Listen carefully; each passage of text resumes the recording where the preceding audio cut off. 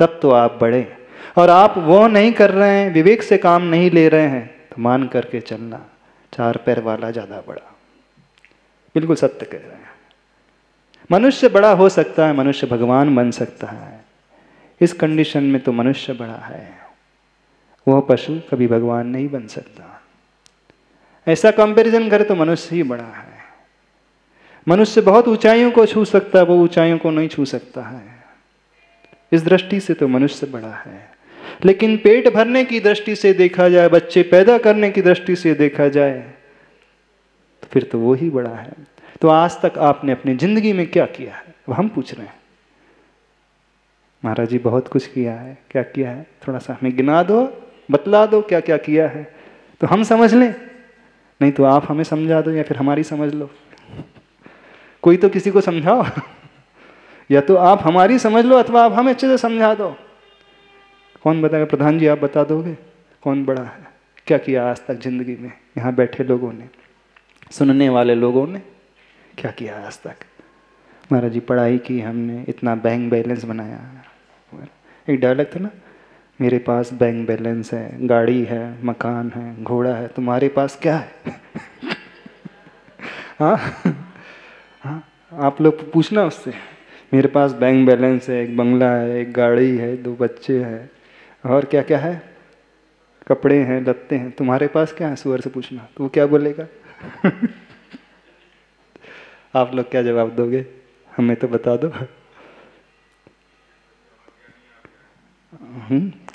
आप अज्ञानी हो, सुअर ज़्यादा ज्ञानी है। अच्छा, आप अज्ञानी है, सुअर ज़्यादा ज्ञानी है, ऐसा? कौन क्या किया है जिंदगी का?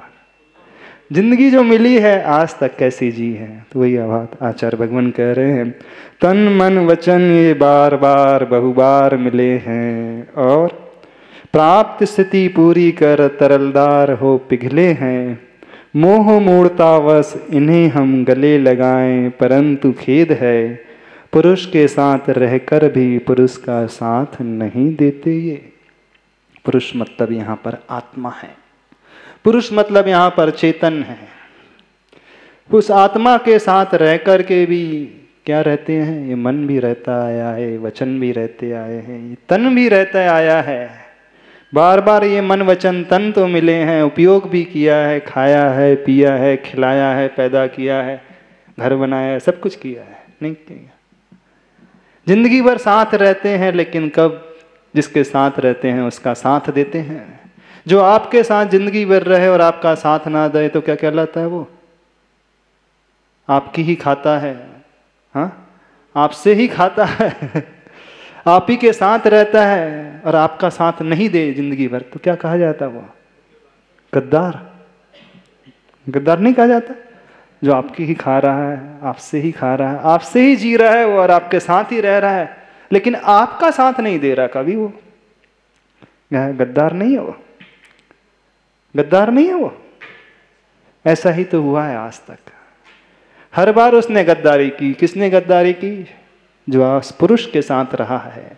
मन भी पुरुष के साथ रहा है, वचन भी पुरुष के साथ रहा है, या तन भी पुरुष के साथ रहा है, कभी इसको साथ छोड़ा नहीं है, लेकिन साथ रहते हुए भी कभी इसका साथ भी नहीं दिया है। इस आत्मा का साथ, इस चेतन का साथ उसने नहीं दिया है। दिया? हमें तो यही लग रहा है ये साथ उसने कभी नहीं दिया। और जो हमारा साथ ना दे, हम जिसका साथ देते चले आए, तो फिर तो वह गद्दार, धोखेबाज कहलाता है। क्या किया है आज तक? प्राप्त स्थिति पूरी कर तरलदार हो पिघले हैं, मोह मूर्तावश इन्हें हम गले लगाएं। हर व्यक्ति ने मोह के कारण, मूर्ता के कारण, मूर्ख होकर के, मूर्ता से वशीभूत होकर के इन्हें ही गले लगाया है, इन्हें ही चाहा है। हर बार व्यक्ति ने इस तन को चाहा है, शरीर को चाहा है, और कुछ नहीं चाहा है। इसके अलावा कुछ चाह रखी है? महाराज जी क्या करें, पेट का सवाल है। पेट का सवाल है तो लगा रहता है। पापी पेट का सवाल क्या बोल रहे?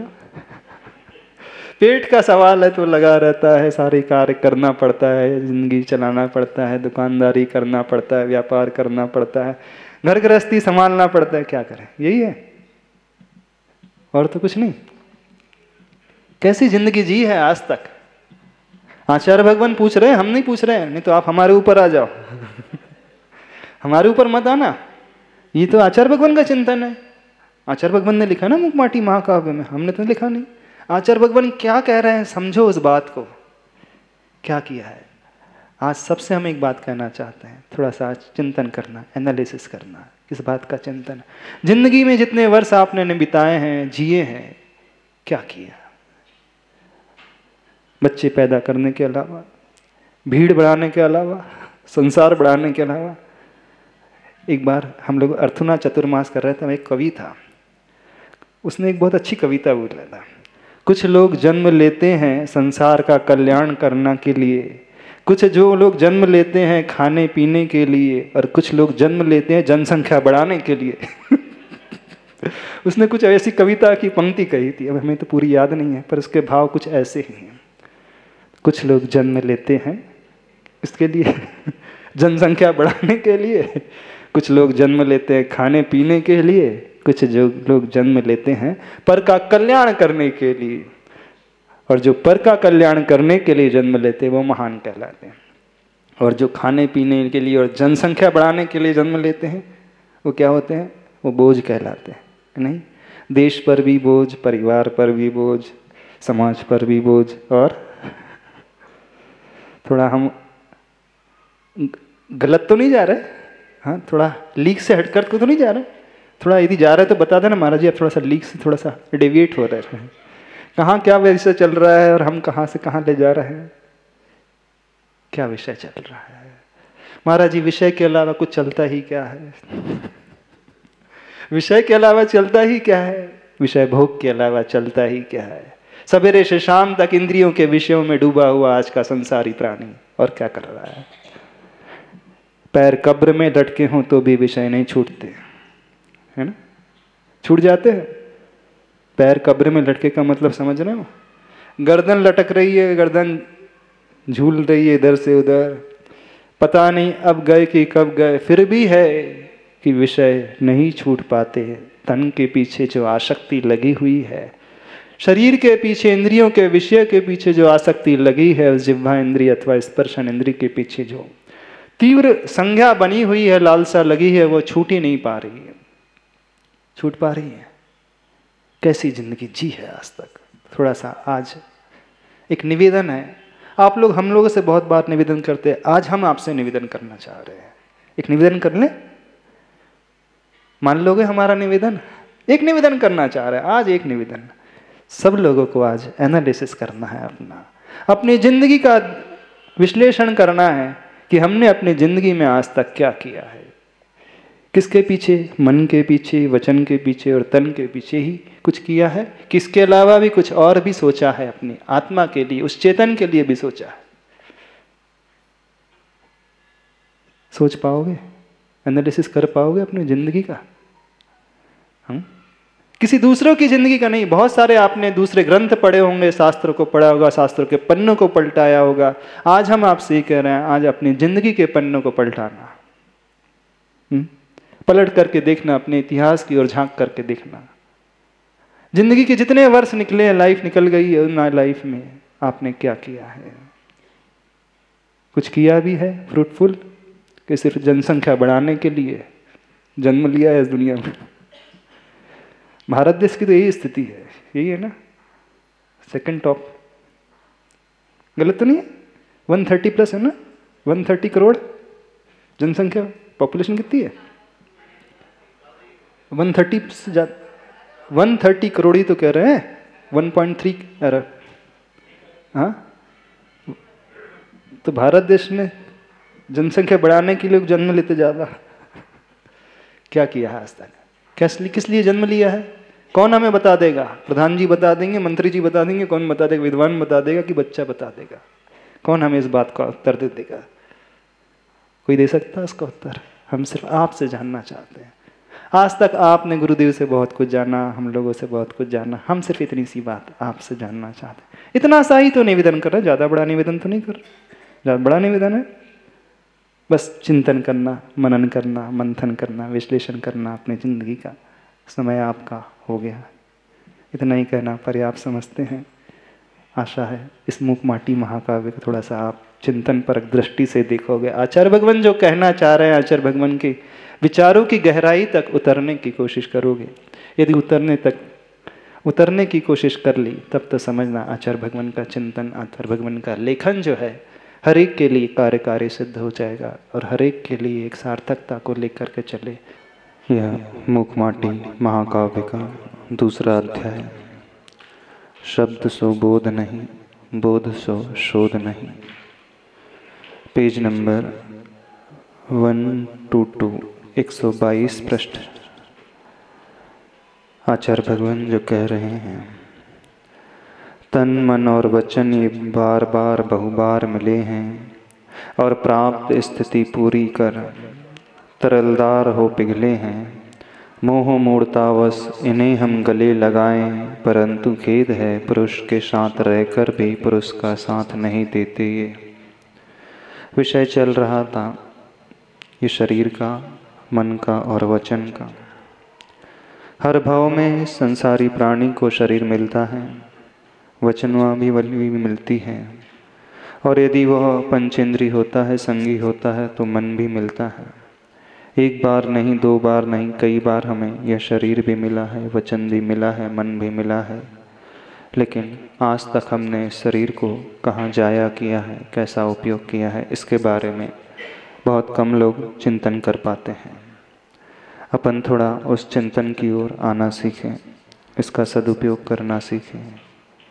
जब इस पर्याय का सदुपयोग होता है तो मान करके चलना, यह जीवन सदुपयोग हो पाता है, जीवन व्यवस्थित हो पाता है। प्रकृति ने पुरुष को आज तक कुछ भी नहीं दिया, यदि दिया भी है तो रसभाग नहीं, खोखा दिया है, कोरा धोखा दिया है। प्रकृति अर्थात यह दिखाई देने वाला संसार, पुद्गल, जड़ वस्तुएं, ये सुख सुविधाएं, ये आपस के रिश्ते, ये आपस के नाते, ये भोगने के योग्य जो विषय होते हैं, उपयोग करने वाली जो सामग्री होती हैं, प्रकृति से अभिप्राय यहाँ पर ये लेना। वह प्रकृति अर्थात हमारी कर्म प्रकृति के उदय स्वरूप जो संसारी व्यक्ति को सुख सुविधाओं का अंबार मिलता है, जो सामग्री मिलती है, बस उसी में वो लीन होकर के रह जाता है। आचार्य भगवान उसी को कह रहे हैं, यह संसार ने इस पुरुष अर्थात आत्मा को आज तक कुछ भी नहीं दिया है। यदि दिया भी है तो एक रसभाग नहीं, खोखा दिया है, कोरा धोखा दिया है। जिस विषय का उपयोग करके आप फूले नहीं समाते हैं, सुखी होते हुए मानते नहीं अपने आप को, लेकिन कुछ ही क्षणों के पश्चात वह जो सुख आपको अभी आनंद दे रहा था, उसी सुख के पश्चात आप दुख में डूब जाते हैं। जिसे आप सुख मान करके जीते चले आए हो, वह सुख नहीं, एक आभास मात्र होता है। आचार्य भगवान कहते हैं वह सुख नहीं, एक वेदना का प्रतिकार मात्र होता है। पीड़ा भीतर उठती है और पीड़ा को व्यक्ति शांत करता है, मानता है कि मैं सुखी हो गया हूँ। जैसे कोई व्यक्ति बहुत प्यासा होता है, प्यास लगने के पश्चात जब वह पानी पीता है ठंडा ठंडा, तो मानता है कि मैं सुखी हुआ, तृप्ति की अनुभूति उसे होती है, ऐसा वह समझता है। लेकिन यदि प्यास ही उत्पन्न ना हो तो हमें पानी की आवश्यकता नहीं होगी। दुनिया में जितने भी अंबार होते हैं, सामग्री होते हैं, वो सुख को देने वाली नहीं होती हैं, वो सुख का आभास देने वाली होती हैं। यूँ कहें वह वेदना का प्रतिकार करने वाली होती हैं। पहले शरीर में वेदना उत्पन्न होती है, चाहे वो प्यास की हो, चाहे वो भूख की हो, चाहे वो शीत की हो, चाहे वो ग्रीष्म की हो, चाहे वो अभाव मकान का हो, चाहे वो अभाव पैसों का हो, चाहे वो अभाव रिश्तों का हो, चाहे वो अभाव काया का हो। हर बार यदि हम झांक करके देखें तो पहले एक अभाव क्रिएट होता है, फिर उस अभाव को दूर करने के लिए, पीड़ा को दूर करने के लिए आप संसाधन जुटाते हैं, और वह संसाधन जुटाने के पश्चात आप ऐसा महसूस करते हैं कि आप सुखी हो गए हैं। पर सुख है कि वो वेदना का प्रतिकार है। आचार्य पूज्यपाद स्वामी जी कहते हैं मात्र वेदना का प्रतिकार है और कुछ भी नहीं। जैसे कोई रोगी होता है, 104 डिग्री बुखार हो जाता है, वो दवा का सेवन करता है तो 101 डिग्री आ जाता है बुखार, वो ये मानता है कि मैं स्वस्थ हो गया, थोड़ा अच्छा फील करता है। वहाँ पर वह स्वस्थ नहीं होता है, जो बुखार था वह बुखार थोड़ा सा कम हो जाता है। यानी जैसे वो दवा का सेवन करता है उस पीड़ा को दूर करने के लिए, ऐसे ही जितनी भी सामग्री हैं एक मेडिसिन की भांति हैं, दवा की भांति हैं उस पीड़ा को दूर करने के लिए। जो आत्मा, जो पुरुष इस बात को समझ जाएगा वो कभी भी धोखे में नहीं रहेगा। लेकिन कोई भी संसारी व्यक्ति इस बात को समझता नहीं है। इसी बात को आचार्य भगवान कह रहे हैं कि उस प्रकृति ने आज तक यदि कुछ दिया है तो धोखा दिया है। रस भाग नहीं खोखा दिया है, खाली भाग दिया है, भीतर का भाग नहीं दिया है। चाहता तो हर व्यक्ति भीतर का भाग है, रस भाग है, चाहता तो वह सार है, लेकिन उसने सार को नहीं निस्सार को पाया है। भ्रम हमारा अपना है। जैसे वो कुत्ता होता है, हड्डी को चूसता है और मानता है कि रस भीतर से आ रहा है, हड्डी से आ रहा है, लेकिन वो रस नहीं, उसी का खून होता है। प्रारंभ में अच्छा लगता है, लेकिन बाद में वही वेदना और बढ़ा करके जाता है, पीड़ा और बढ़ा करके जाता है। संसार के वैभव, संसार के सारे सुख की सामग्री बिल्कुल ऐसी ही है। इस मूल बात को समझने की कोशिश करो। यदि सुख उन वस्तुओं में होता, मान लीजिए आप रसगुल्ला खाते हो, बहुत अच्छा लगता है। मान लीजिए आप आइसक्रीम खाते हो, बहुत अच्छा लगता है। लगातार कितनी आइसक्रीम खा सकते हो? 1, 2, 3, 4, 10, 12? क्यों? यदि इस आइसक्रीम में ही सुख होता तो ऐसा करते हैं, चलो 20 आइसक्रीम लगातार आपको खिला देते हैं। उस रसगुल्ले में ही सुख होता तो 1 किलो 2 किलो, ठीक है। क्यों? आपने किसमें सुख माना? उस मिठाई में माना, उस आइसक्रीम में माना? सुख उस रसगुल्ले में किसमें? हमें बताइए।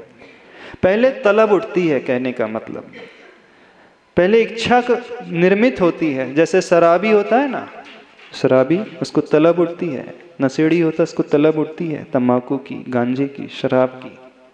फिर वो शराब पीता है तो वो मानता है कि चलो मैं बहुत तृप्त हो गया। एक शराबी शराब पी करके तृप्ति मानता है, एक नशेड़ी नशा का सेवन करके तृप्ति मानता है, और एक संसारी विषयों का भोग करके तृप्ति मानता है। मेंटेलिटी सब जगह एक ही जैसी है, मानसिकता सब जगह एक ही जैसी है, बस बदली हैं तो वस्तुएं बदली हैं। शराबी ने शराब का सेवन किया, नशेड़ी ने नशे का अथवा स्मैक आदि का, सिगरेट आदि का सेवन किया है। जिसे चाय की तलब होती है वो चाय का सेवन करता है, और जिसे वो सुख सामग्री उस वैभव में ढूंढने की तलब होती है उसका उपयोग करता है और मानता है कि मैं सुखी हो गया हूँ।